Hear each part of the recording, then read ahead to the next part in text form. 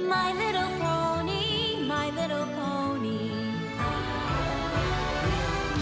little pony. Do you know you are my very best friends?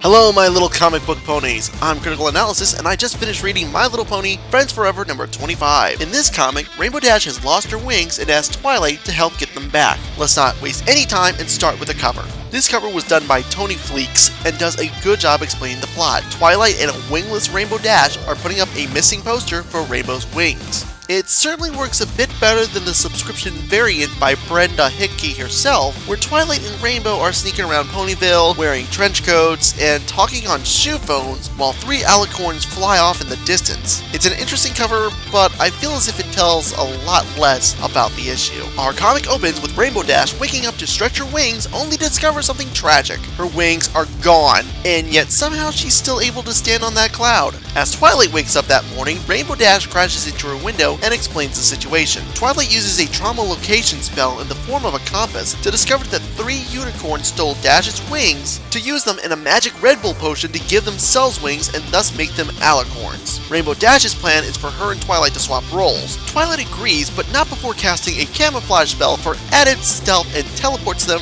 to the unicorns. Rainbow Dash hides until the right time while Twilight gets in closer to investigate. A little too close though, as her shadow casts upon the ground and she is spotted and quickly captured. Dash tried to save Twilight, but when she tries to fly away with her wingless body, she gets captured too. In their capture though, Rainbow Dash's wings are drained of the potion and dissolve.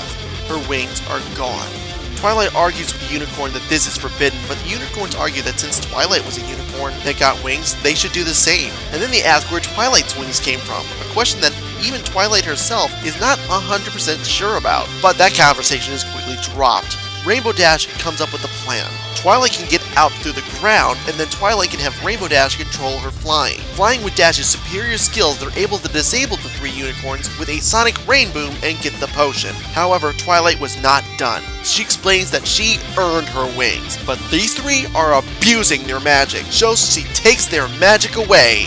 It's only temporary, but they will have a lot to think about on their way back to town. Twilight gives Rainbow Dash the potion, and her wings instantly come back. And so our comic ends with Dash and Twilight flying home. Rainbow Dash dashes off at her own quick pace while Twilight decides to take it slow, until she dons some goggles from out of nowhere and flies fast.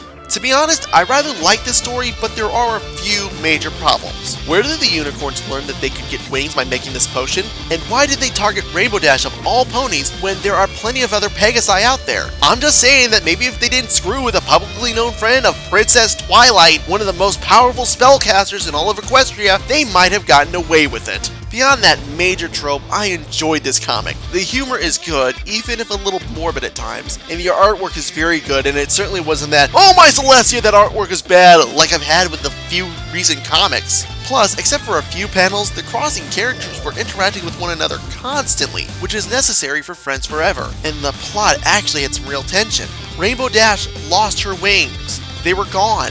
They were dissolved into the potion. But you know they had to restore the status quo and get her rings back, and it was done in a glorious way. Actually, on a different level, the joining of 2 minds can be considered a very intimate one. Rainbow Dash got to feel the joys of magic, and Twilight got to feel the speed of Dash's flight, all while their minds were joined as one, working in unison in a single body. Maybe the writers were inspired by Steven Universe in that regard. Or maybe I'm just thinking too deep about a comic about candy-colored horses. Either way, it was really awesome, and I hope to see it used again in the future. If you couldn't tell, I recommend this comic. It does leave you with questions that you wish got answered, but it's still a very exciting Friends Forever comic, and you can find them at several locations. You can buy it digitally at Comixology, iTunes, IDW Digital Store, Amazon Kindle, Google Play, or on the IDW MLP Comic App. Or you can get a physical copy at Amazon.com, the IDW Store, or at your local retailer. Links are in the description below. Hey, thanks for watching! I do more than just comic reviews, so why not click that bottom video to go watch Cyber Angel Plays, where I play various video games. Or click on that top video to go watch my last review. And remember to click that like button and share on social medias if you enjoyed the episode, leave a comment below to help me improve the show in the future, and to subscribe to keep up to date on all of my latest videos. I'm Critical Analysis, signing out.